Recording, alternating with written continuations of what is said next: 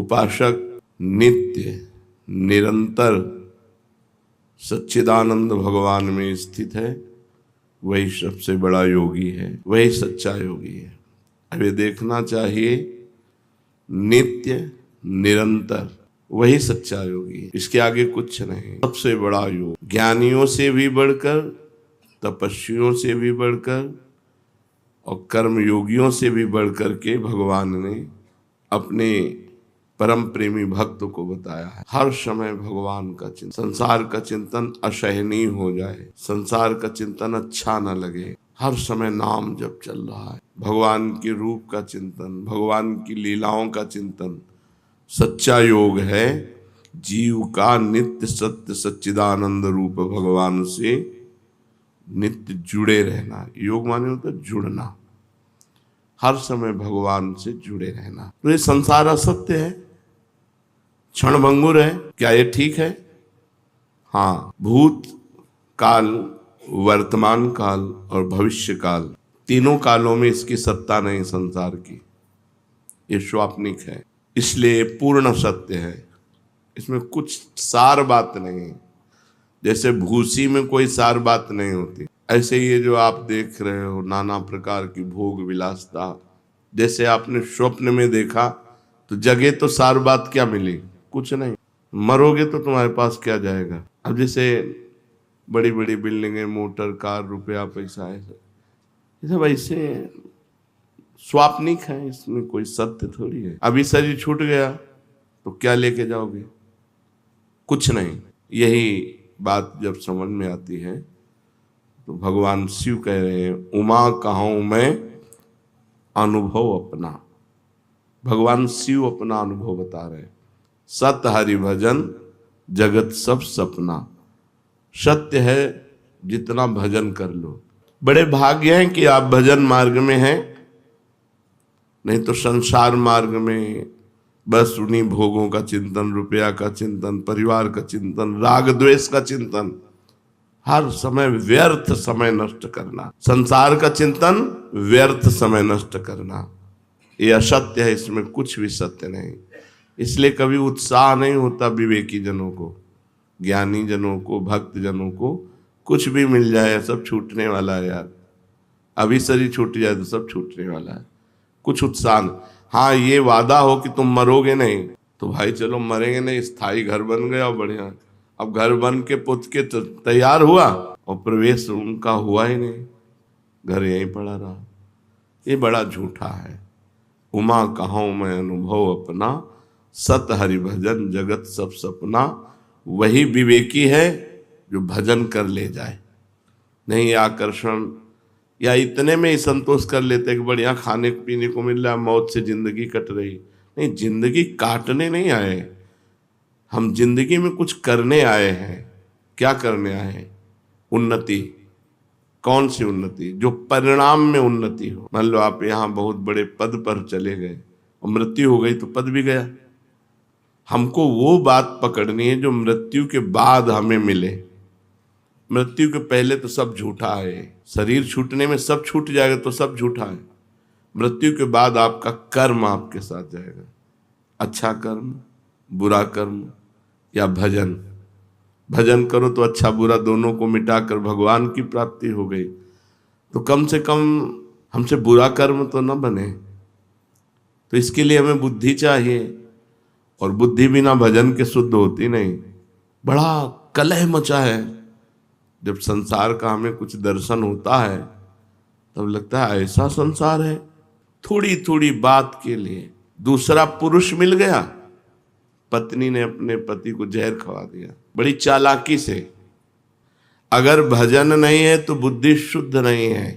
बुद्धि जब तक भगवान के चरणों का चिंतन नहीं होगा तब तक ये नष्ट करती रहेगी। अगर भगवान का भजन नहीं है तो आप गृहस्थी में भी प्रेम पूर्वक नहीं रह सकते। वासना ही तो है। जब अपने पति में संतुष्टता नहीं तो विश्व में संतुष्टता नहीं होगी, चाहे जितना पाप कर ले। जब अपनी पत्नी में संतुष्टता नहीं तो विश्व में चाहे जितनी स्त्रियों के साथ, वो सब पाप कर्म। तो बुद्धि शुद्ध करने के लिए अगर नाम जप सत्संग है तो बुद्धि शुद्ध हो जाएगी, नहीं तो घोर अशुद्ध होती चली जाएगी। और अशुद्ध बुद्धि ऐसी जगह फंसा देगी जहां लाभ नहीं। भजन के बिना राक्षसी भाव पर शासन नहीं हो सकता, और राक्षसी भाव सबके अंदर है। सुमति कुमति सबके उर रहे, सबके हृदय में सुमति है और कुमति है, सुंदर बुद्धि है और असुंदर बुद्धि, राक्षसी बुद्धि है। यदि हम सत्संग सुनेंगे, नाम जप करेंगे, तो सुंदर बुद्धि की वृद्धि होगी, और वो हमको अनुभव कराएगी कि संसार में सब कुछ झूठा है। फाइनल में देखो तो सब कुछ झूठा है, लेकिन कोई मानने के लिए तैयार नहीं कि झूठा है। एक एक रुपया, एक एक वस्तु ऐसे सजो सजो के, सीमेंट ऐसी आनी चाहिए कि कल्प तक विनाश ना हो।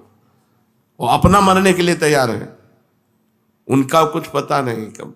बड़ा संसार में क्लेश ही क्लेश है। आप लोग बचे हुए हो, धाम में हो ना, इसलिए असत संसार में भजन बहुत आवश्यक है, बिल्कुल आवश्यक है। जैसे जीने के लिए श्वास आवश्यक है, ऐसे जीवन बिताने के लिए भजन आवश्यक है। यदि भजन नहीं तो बुद्धि कहीं भी बिगड़ जाएगी और फंसा देगी। ब्राह्मी स्थिति में कब रहना चाहिए? कहे हर समय रहना चाहिए, क्योंकि कभी भी मृत्यु हो सकती है। ब्राह्मी स्थिति उसे कहते हैं, मैं शरीर नहीं हूं, मैं भगवान का जो स्वरूप हूं, अपने स्वरूप में स्थित रहना, न तन से न मन से, किसी से कोई मतलब नहीं। भक्ति में उसी को जब भागवती की स्थिति कहते हैं, वो भगवान के चिंतन में है। हर समय भगवान के चिंतन में रहना चाहिए, नहीं धोखा है, कब मर जाए कुछ पता नहीं। एक गाय को इधर बांध दिया रोड के किनारे, और उसका गोबर उठा रही थी, और एक ट्रक आया, पीस गया। आराम से अपने बच्चे को लिए जा रही, गाड़ी बहकी हुई आई, उसे मार गई। कब कहां क्या हो जाए कुछ पता नहीं, कब कहां क्या हो जाए। इसलिए हर समय राधा राधा राधा राधा। ब्राह्मी स्थिति में नहीं हो तो भाव में, नाम में, स्थिति में तो रहा जा सकता है। डरो इस बात से कि तुम्हें मरना है, और मरना है अगर भजन नहीं हुआ तो देखो जीवों के साथ कैसा व्यवहार कर रहे हैं। बकरा, मुर्गा, गाय, भैंस, ऊंट, कुत्ता, कुछ नहीं बच रहा इन राक्षसों के आगे। ऐसी राक्षसी बुद्धि बन गई है, कुछ नहीं बचा। धीरे धीरे अपने देश में सब बाहरी हवाएं आ रही। अब बताओ, अगर हम बकरा बन गए और जिंदा जलाया जाता है, स्वादिष्ट मांस बनाने के लिए पैर ऊपर बांध दिए गए और नीचे से आग लगा दी गई, वो तड़प तड़प के मरता है। बनना है बकरा, चुपचाप भजन करो, नहीं बकरा बकरी बनोगे। बहुत बहुत दुर्दशा है। हम कभी कभी एकांत में इस बात से कि अरे लोग जान क्यों नहीं रहे कि किस लिए आए, अरे भजन कर ले, नहीं अगला जो होने वाला है उसमें आप कुछ नहीं कर सकते। जैसे पशु पक्षी अन्य योनियों में गए, कुछ नहीं कर सकते। कबूतर चुन रहा है, बिल्ली दौड़ के आई, पकड़ा, एक एक पंख उखाड़ के छील के खा गए। कितना भयानक पीड़ा होती है मृत्यु के समय। वो जब जीवों को देखो, स्कूटी में जा रहे हैं, एक्सीडेंट हुआ, आते निकल के बाहर निकल के पड़ गए रोड में। बहुत विचित्र। डरो कि इस संसार में अगर भगवान का आश्रय नहीं है तो तुम कहीं ना कहीं फंस जाओगे, कहीं ना कहीं तुम पिट जाओगे, कहीं ना कहीं तुम्हारी दुर्गति हो जाएगी। इसलिए हर समय नाम जप करते रहो।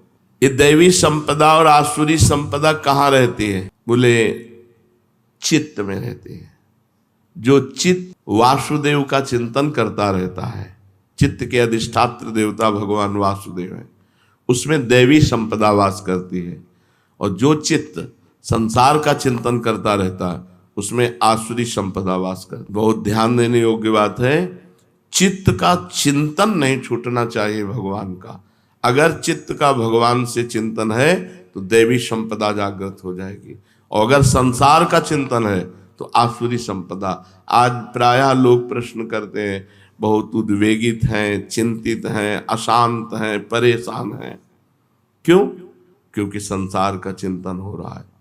देखो 6 घंटा नींद में सोते हो तो कितना अच्छा लगता है, क्योंकि संसार का चिंतन नहीं होता। अगर जागृत में 6 घंटा संसार का चिंतन छोड़कर भगवान का चिंतन करो तो परमानंद में डूब जाओगे। संसार का चिंतन ही आसुरी संपदा है, भगवान का चिंतन ही दैवी संपदा है। सारे सद्गुण उसके हृदय में आ जाते हैं जो भगवान का चिंतन करता है। ये आसुरी संपदा और दैवी संपदा दोनों चित्त में रहती हैं। अगर चिंतन भगवान का अधिक तो दैवी संपदा जागृत हो जाएगी, चिंतन संसार का अधिक तो आसुरी संपदा जागृत हो जाएगी।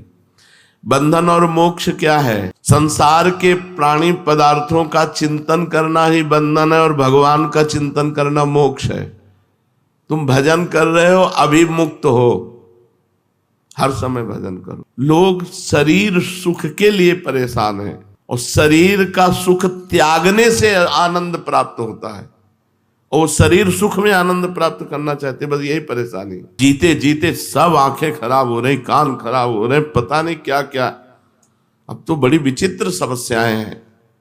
हम सच्ची कहते हैं, हर समय मन इस बात से व्याकुल रहता है कि ये लोग जाने यार काहे को परेशान हो रहे हैं, किसमें समय बर्बाद कर रहे हैं। सबको समझना चाहिए हम आए किस लिए, एकमात्र केवल भगवान की चर्चा, भगवान का चिंतन करते हुए, सांसारिक कार्य करते हुए। बंधन क्या है?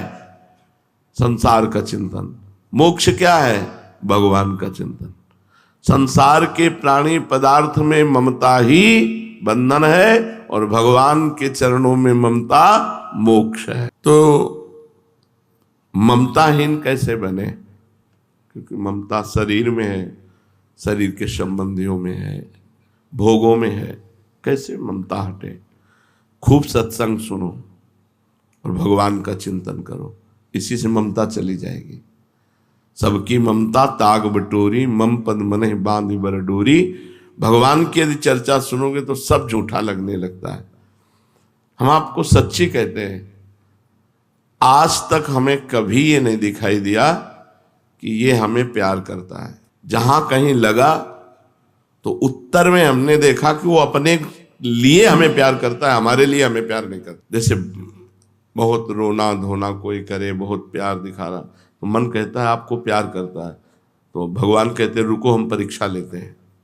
और जहां उसके प्रतिकूल थोड़ी सी बात हुई, बस उसका चेहरा सामने आ गया, अरे ये तो हमारे, अच्छा ये प्यार था, बस समझ में प्यार नहीं। वो अपने लिए हमसे प्यार कर रहा है, हमारे लिए सिर्फ हमारे भगवान प्यार करते हैं, हमारी प्रिया जो प्यार करती है, सब अपने लिए प्यार करता है। आपके लिए बहुत बढ़िया जूता लाए हैं, क्योंकि आप जूता पहनेंगे तो हमें पुण्य होगा, हमारे पाप नष्ट होंगे, हमारा मंगल होगा। तो हमें प्यार से जूता थोड़े पहना रहा है, व्यापार से जूता पहना रहा है। मेरे प्रभु के पैरों में कहीं कुछ लग न जाए, वो भाव ला करके। कहीं सुकृत की बात ही नहीं आई कि पुण्य मुझे कोई लाभ मिलेगा, बात ही नहीं आई, ऐसा कोई नहीं। वो तो केवल भगवान ही है। आज तक हमें समझ, हमको सब नाटक लगता है। जब कोई बहुत बार देखा है, बहुत बार, हजारों बार, लाखों बार देखा है। अब बचपन से बाबा जी तो कोई तुम्हें थोड़ी श्रद्धा कर रहे हो, लाखों श्रद्धालु मिले, लाखों, ऐसे कि आप देखते रह जाओ कि क्या श्रद्धा है। पर अपने पास ऐसी छुरी रही है कि जहां परखी लगाई और देखा कनेक्शन गलत, तो छुरी से काट दिया। तुम विवेक के बिना फंस जाओगे। और विवेक है, जब हमसे किसी ने प्रेम करने की चेष्टा की तो हमने उल्टा किया है, इसके आगे कोई टिका नहीं होगा। टिक जाए तो जहां हम है वहीं वो पहुंच जाएगा। टिक जाए, केवल कोई विरला प्यार करने वाला मिलेगा। जैसे संदीपनी जी अपने गुरु को प्यार किए, वो दंडता करते, मारते पीटते, सब करते, पागल वाला रोल करते, सब भग गए, वही केवल। तो उन्होंने पूछा कि बेटा तुम क्यों नहीं गए? उनका गुरुदेव आपको स्नान कौन कराता, आपको भोजन कौन कराता, भिक्षा मांग के ला के आपको भोजन, तो हमने आपके साथ उपद्रव नहीं किया? बोले किया गुरुदेव। तो बोले बुरा नहीं लगा? बोले मेरा कुछ है नहीं गुरुदेव, ये शरीर तो आपका है, सब कुछ आपका है। उनके आंसू भर आए और कहा बेटा मैं आशीर्वाद देता हूं, जगत गुरु तुम्हारा शिष्य बनेगा। तो संदीपनी जी ऊंचे आसन में बैठते और भगवान द्वारिकाधीश नीचे बैठते। भगवान श्री कृष्ण उनके शिष्य हुए। ममता गुरु चरणों में या इष्ट में जब खूब सत्संग सुनोगे, खूब नाम जप करोगे और भगवान से प्रार्थना करो कि हमारी ममता को आप घसीट लीजिए, अपने चरणों में लगा लीजिए। ये ममता ही तो जहर है। इन सब संबंधों में ये आसक्ति ममता ही जहर है। ममता निकल जाए, जहर निकल जाए, फिर व्यवहार करो, कोई परेशानी नहीं। अब हमें आपको सच्चे कहते हैं, जैसे लाखों लोग मिलते हैं सब ऐसे, हमें थोड़ी लगता है कि हमारे लिए मिलते हैं, सब अपने लिए मिलते हैं। विवेक ऐसा प्रवीण है वो हाँ भाई क्या है, कृपा कर दो, किस लिए, कोई कुछ बात, कोई कुछ बात, कोई तो अपनी बात के लिए तो रो रहा है, वो हमारे लिए थोड़ा है। जैसे कोई रो के आए तो क्यों रो रहे हो? भगवान आपको स्वस्थ रखे, श्री जी आपको दर्शन दे, श्री जी आपको दुलार करे, ये हम चाहते। ये बात ये तो कोई नहीं कहेगा। अगर ये कहेगा कि आप जब चले जाओगे तो हमारा क्या होगा, वो अपने लिए रो रहा है। आप हो तो भजन सत्संग सुनने को मिल रहा है साथ में, हमारा क्या होगा, ये नहीं होना चाहिए। हमारा शब्द गायब हो जाए। हम आपको सुखी देखना चाहते हैं, आपको प्रसन्न देखना, ये प्रेम है। प्रेम कहीं बिरला ही होता है, इसीलिए कहीं लगाव नहीं। जैसे कोई बहुत प्यार से देखने की चेष्टा करता है, अपने सुख के लिए करता है। हमें प्यार तो सिर्फ हमारी लाडली जो करती है, हमारे प्रभु करते हैं। सच्ची कहता हूं, प्रभु कहते हैं। बहुत देखा है, बहुत देखा है, बहुत देखा है, बार बार कर। अच्छा ये हम क्यों बता रहे हैं तुम्हें? तुम ये ना मान लो कि तुम्हें कोई प्यार कर रहा है। रंग बदलते देखा है, रंग बदलते देखा है। एक क्षण कुछ और दूसरे क्षण कुछ और। तो अपने लोग कोई संसारी आदमी थोड़ी हैं कि हम तुम्हारे, जब तुम प्यार कर रहे थे उसको तौला और जब तुम वार कर रहे थे वचन का उसको तौला। ये वही है जिससे कभी प्यार शब्द हो ही नहीं सकता, केवल प्रभु से। और चूक स्वार्थी पुरुषों में होती ही है, और परमार्थी पुरुष में प्यार नहीं होता, और समानता होती है। जैसे आप परमार्थ में चल रहे हो तो जो मैं हूं वही तुम हो, तुम हो वो मैं। इससे ज्यादा प्यार और क्या हो सकता है? जाओ हम तुमसे तदात्म होते हैं, जो मेरा स्वरूप हो वही तुम्हारा स्वरूप जागृत हो जाएगा। तो कहीं ममत्व न रखे, जननी जनक बंधु सुतदारा, तन धन धाम सुहृद परिवारा, सबकी ममता ताग बटोरी, मम पद मन ही बा। लाडली से बढ़कर प्यार करने वाला कोई, यहां तो कोई है ही नहीं प्यार करने वाला। सच्चाई ये है, तुम जितना प्रियाजू से प्रेम करोगे उतना हम तुम्हें प्रेम करेंगे, और तुम जितना हमसे प्रेम करोगे उतना ही हम तुम्हारे प्रतिकूल मिलेंगे, देखेंगे कि तुम प्रेम करते हो कि नहीं। इसलिए हमसे तो करना मत ही। प्रियाजू से प्रेम करोगे हम तुम्हें बहुत प्यार करेंगे, और प्रियाजू को छोड़ करके तुम सोचोगे कि गुरु साक्षात परब्रह्म, तो तुम कसौटी पे आ नहीं सकते। हम तुमसे प्रतिकूल व्यवहार करेंगे, इसीलिए बहुत बचा के हम रहते हैं। कोई ऐसा नहीं है कि जिसको बहुत, और जो बहुत नजदीक है उनकी धज्जियां उड़ती रहती हैं। तुम क्या समझते हो? बहुत सौभाग्यशाली जो सेवा में रहते हैं, उनसे एकांत में पूछो कि तुम सौभाग्यशाली हो क्या? ऐसे कांपते रहते हैं। ममता कहीं नहीं रखनी प्यारे। बस ये सत्संग की सार बातें इस समय हुआ करती हैं। ममता कहीं नहीं रखनी, सब में भगवान का भाव रखकर। केवल नाटक है, यहां कोई प्यार नहीं करता, कोई प्यार नहीं करता। प्यार का मतलब होता है आपके लिए, ऐसा केवल प्रभु करेंगे अपने लिए। आप मेरे अनुकूल हैं इसलिए मैं आप, और प्रतिकूल जब हो, बहुत तरह की प्रतिकूलता होती है। आप हमें खूब सेवा कर रहे हो, हम इनको माला पहना रहे हैं, इनकी तरफ देख रहे हैं, इनको दुलार कर रहे हैं, और तुमको दकार है, फिर भी आपका प्यार है कि हम तो आपसे प्यार करते हैं, हमारे साथ क्या व्यवहार करते हो हमको इससे थोड़ी लेना देना, हम आपसे प्यार कर। ये केवल भगवान और भगवान के प्रेमी भक्तों में बात मिलेगी, अन्यत्र नहीं। इसलिए अपने जीवन में किसी से प्यार ना करें, किसी से ममता ना करें, नहीं तो हम संसार में फंस जाएंगे। हिरन में ममता कर ली, प्यार कर लिया तो अगला जन्म हिरन का हुआ।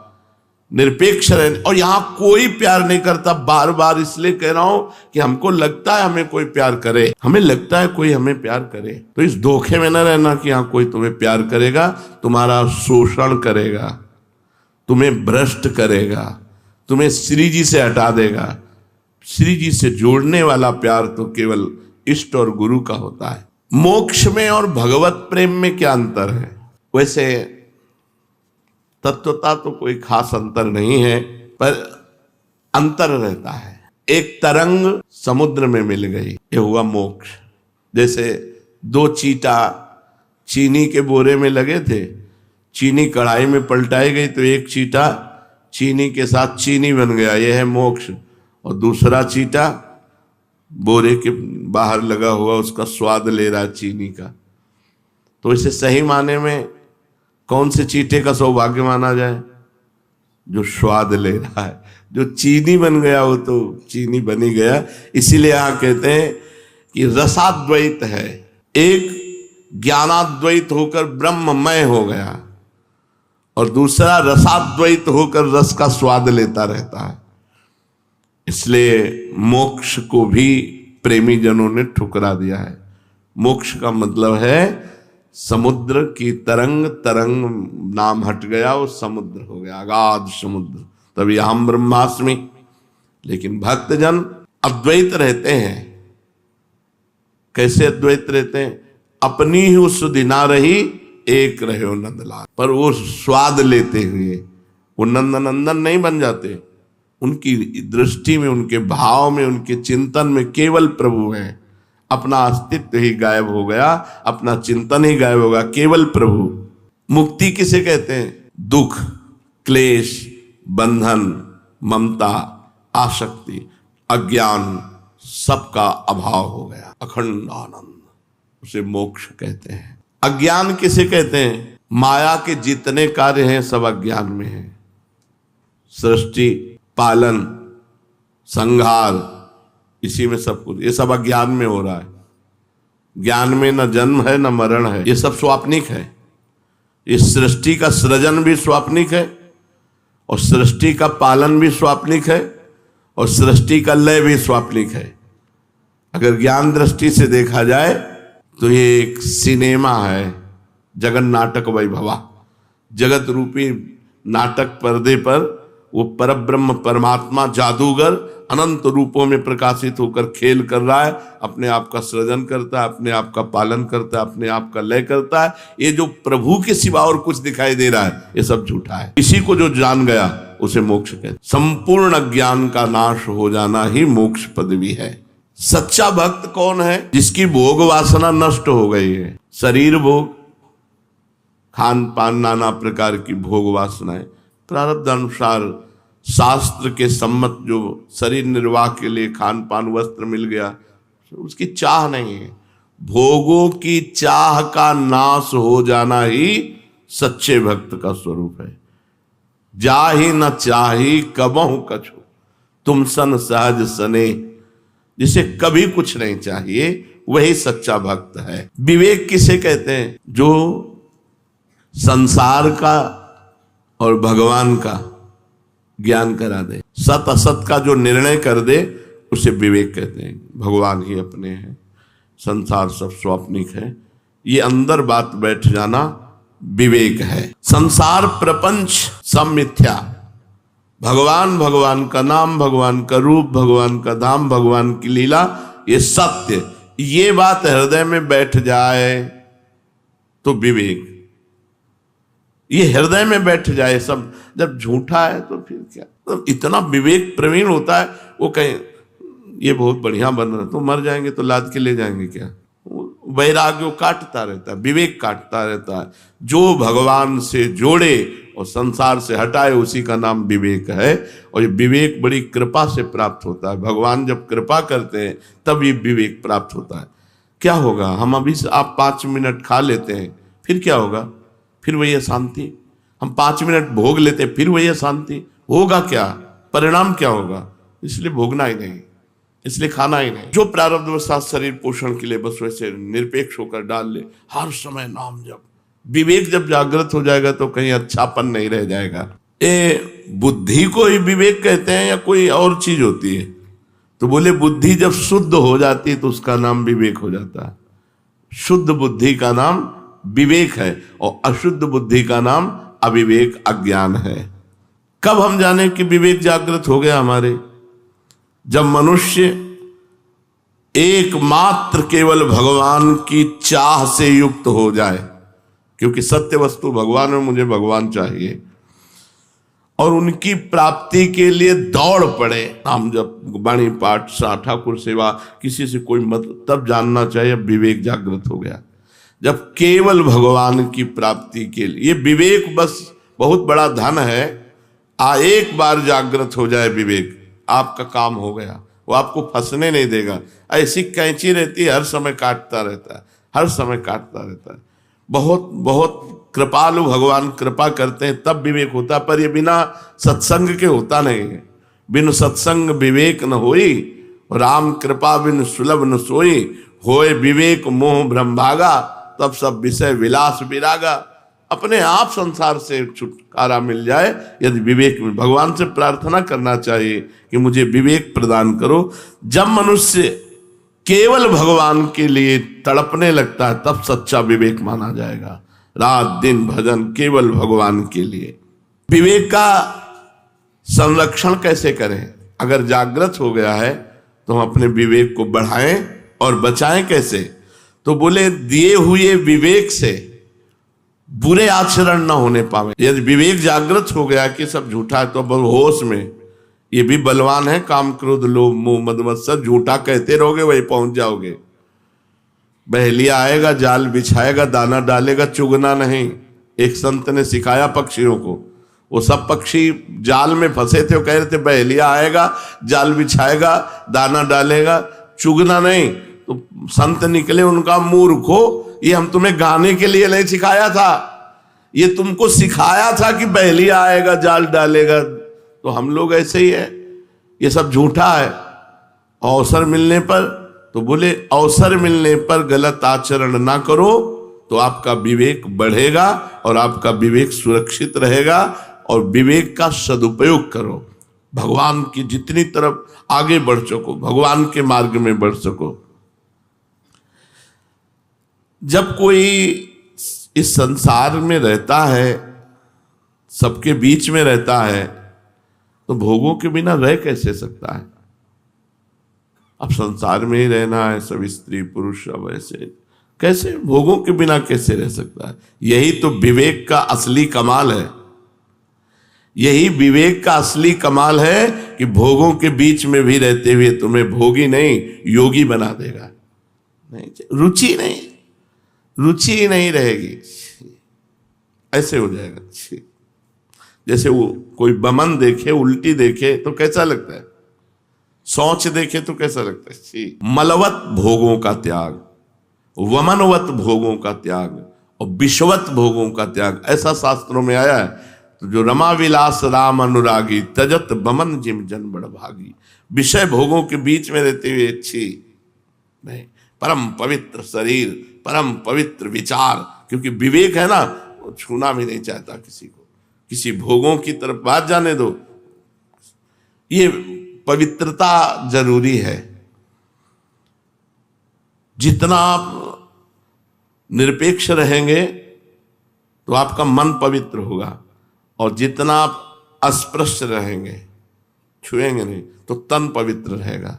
रहना चाहिए, जल्दी किसी को टच नहीं करना चाहिए। तो उससे आपके अंदर पवित्रता जब बढ़ेगी तो आप समझो भोगों की तरफ अपने आप अरुचि हो जाएगी। और यही हमारी साधना का फल है कि कोई भोग हमें अच्छा न लगे। कौन सा भोग अच्छा है, कौन सा अच्छा है, विचार करके देखो। पर ये कहते रहोगे है क्या, वहीं पहुंच जाओगे। अगर भजन नहीं हुआ, भगवान की शरणागति नहीं हुई, बहुत बहुत सावधानी। भजन आपका आनंद क्यों नहीं देता? ये खामियां हैं, ये कमियां हैं। आप एकांत में अपने चरित्र को अपवित्र कर दो और खूब माला चलाओ, तो आपको भगवदानंद अनुभव नहीं होगा। और थोड़ा भजन कम हो लेकिन चरित्र पवित्र है, तो हृदय में स्वाभाविक आनंद